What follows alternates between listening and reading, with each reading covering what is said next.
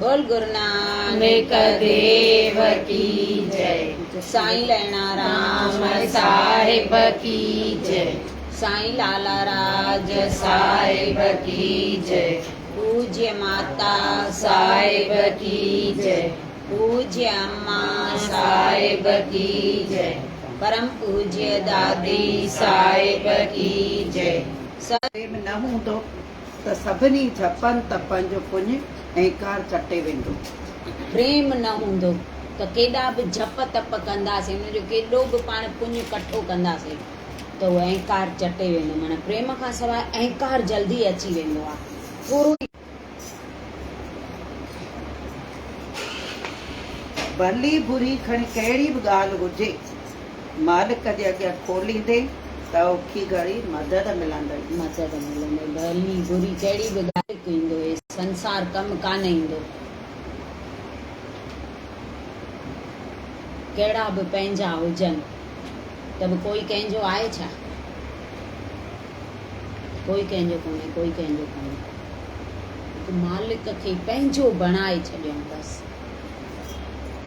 जेॾी महिल हू औरंगज़ेब ॾाढा ज़ुल्म कया नी, भई असांजो धर्म अपनायो न त असां भई तव्हांजा हॾ कटे छॾींदा। जेको अरदास में ईंदो आहे नी, बंदि बंदि कटाए, बंदि बंदि कटाए, माना जिते बि हे जॉइंट अचनि था, आयो कासाई हितां कटेसि पियो त हू चएसि पियो भी छो बीहां, छो भउ थो थिए मरण खां? त चईसि न भउ कोन थो थिए, तव्हांजे त जीअं गुरु गोबिंद सिंह खे पहिरें कोई वठी आयुसि ॿियो भई, त जीअं गुरु गोबिंद सिंह खे पहिरें पियो न त साहिब ॿुधी वाइड़ो थी वियो, चए पियो बराबरि मुंहिंजो अहिड़ो आहे सुभाउ। त चईसि पर हाणे पोइ मां छा? भंडारा थींदा न पुटंदा देगियूं थींदियूं। हा, नंढड़ी हुजे मेरी देग मले न सघंदी देगियूं ईश्वरीय थी तो मां मले के मोहिनी दोहाराईंदी कोन नंढी माता जन चवंदा न। सतगुरनि जो दर्जो एॾो वॾो चयो अथऊं।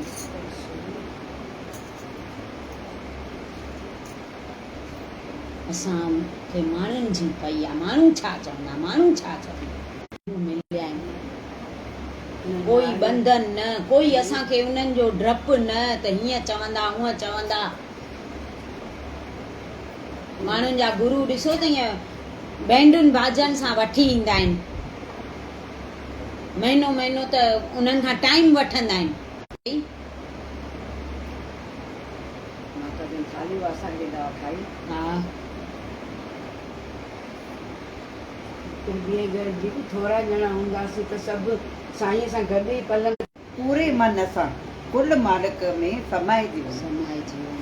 मन खे टुकर टुकर न करे छॾ, होॾे होॾे डुकूं न पाए।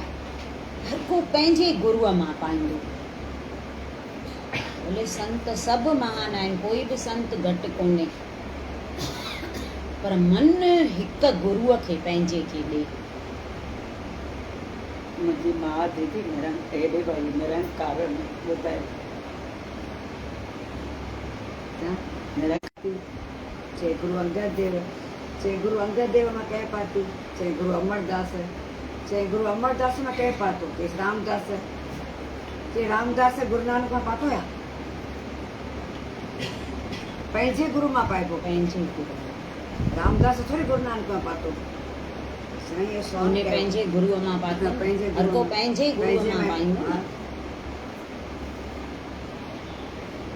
ये सहज वचन खणण जहिड़ा हूंदा आहिनि, ये पक्का कयूं न। भले सभु पूरन, सभु महान आहिनि, न थियनि रस्ता त हिकु रस्ते ते ट्रैफिक थी पवंदो त उहो कीअं सुलझी सघंदो। इन करे सभु अलॻि अलॻि सत्संग कढिया कंदई, कोई कंहिंमें वञे कोई कंहिंमें, जंहिंखे जेको वणे, जंहिंमें विश्वास ॼमे जंहिंजो। पर पाईंदो त विश्वास वारो न। साईं माधवदास जन चवनि था असां भॼन मन सां ईश्वर खां सवाइ ॿियो कंहिंजो सिमरन करण सां सुठो थो लॻे। सुठो थो लॻे। जंहिं सूरत में हिक खे मन ॾेई छॾियोसीं, हा इहे ई वचन था निकिरनि। मन त हिकिड़ो पायो त उतां पायो।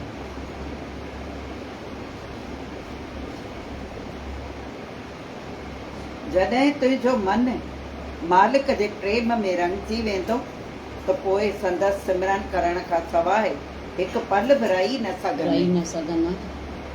माता जन एॾी भक्ति